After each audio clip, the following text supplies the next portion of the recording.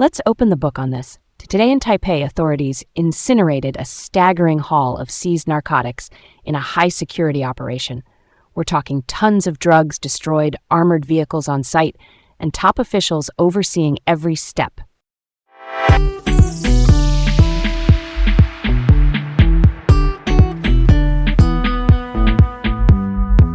Hi, I'm Leah. And I'm Garrett. Welcome to Laid Back Local, the news of the day with Leah and Garrett here in Taipei. First up, Taiwan authorities incinerated a record 2,359 kilograms of seized drugs here in Taipei. Incinerated means they burned it at very high temperatures to fully destroy it. Among the haul were 4,962 marijuana plants. The Ministry of Justice Investigation Bureau led the annual destruction ceremony under tight security, with armored vehicles and police escorts. The Minister of Justice presided, and a number of high-ranking officials were in attendance. One trend to note: cannabis is now the second most common illegal drug in Taiwan after ketamine.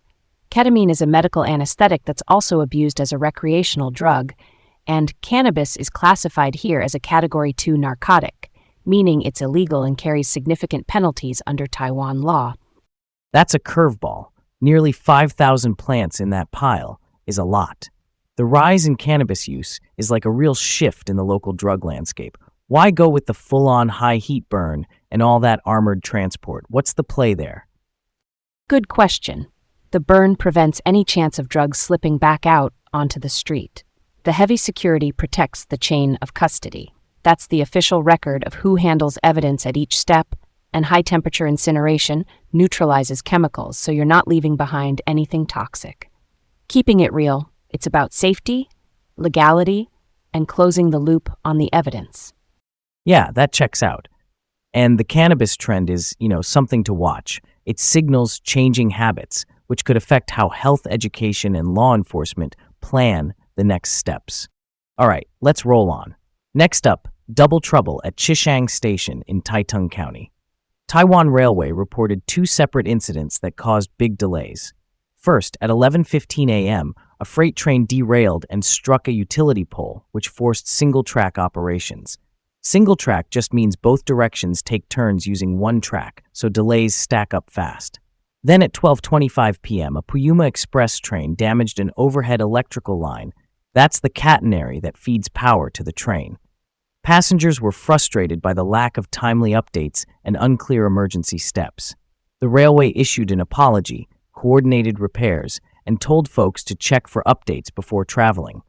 That's a no-go for me.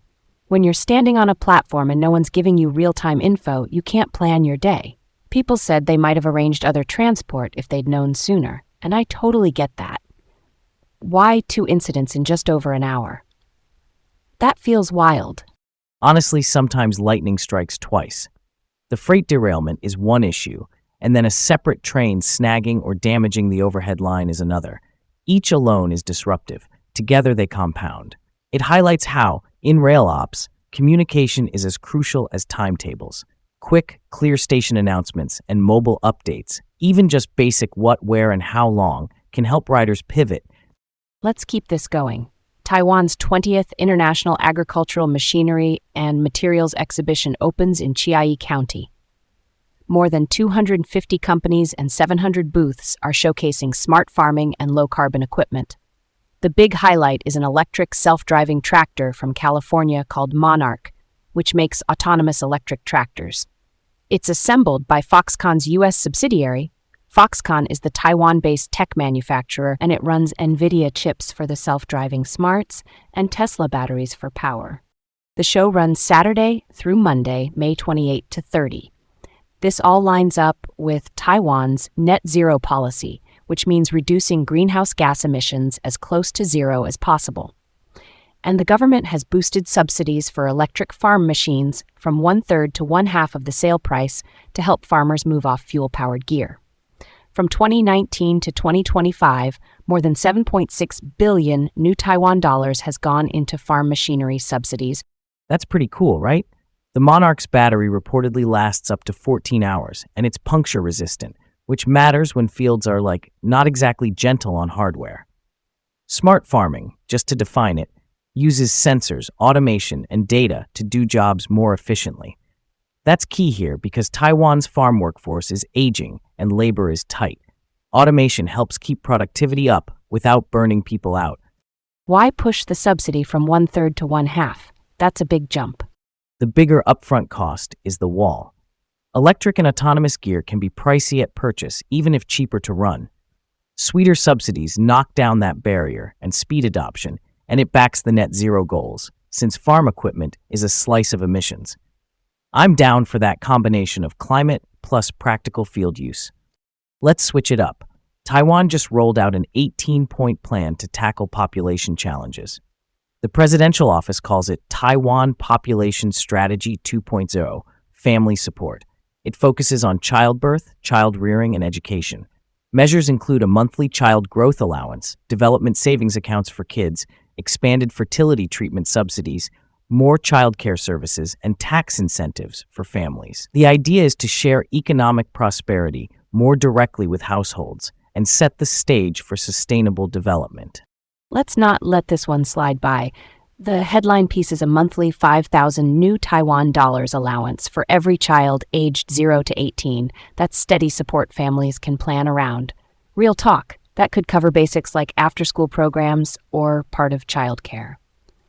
Why now? What's the heartbeat of this timing? Demographic pressure. Taiwan, like many places, faces a low birth rate and an aging population. Costs of raising kids are high, so this plan tries to reduce that pressure with allowances, services, and workplace friendliness. It's about making parenting more secure, so families feel they can, grow confidently. Okay, moving right along. Taiwan plans to expand drone deliveries with tighter safety rules. The Civil Aviation Administration is refining regulations for package deliveries and medical transport by drone. Quick term check. UAV means unmanned aerial vehicle, basically a drone. Current routes include areas like Chiayi and remote spots in Hsinchu and Hualien. The Ministry of Health and Welfare, that's the National Health Agency, is running a pilot in Hualien to move medical items by UAVs. Safety is front and center. Drones over 25 kilograms have to pass system reviews and rack up at least 50 hours of test flights before real operations. The agency is also coordinating with local governments to sharpen the rules and management. And there's a big resilience angle here. Drones can step in when roads are cut by natural disasters. Love a good rabbit hole. Chunghwa Post, that's the National Postal Service, has been using drones since 2022 to reach remote spots, and in some cases delivery time is cut by half. Why the heavy testing requirement over 25 kilos? Weight means more momentum and bigger batteries, so more risk if something goes wrong. Yeah, that extra safety margin is like non-negotiable when flying over people and infrastructure. And that's Laid Back Local, the news of the day, with Leah and Garrett here in Taipei. Stay curious and have a great day. Come back tomorrow for more updates.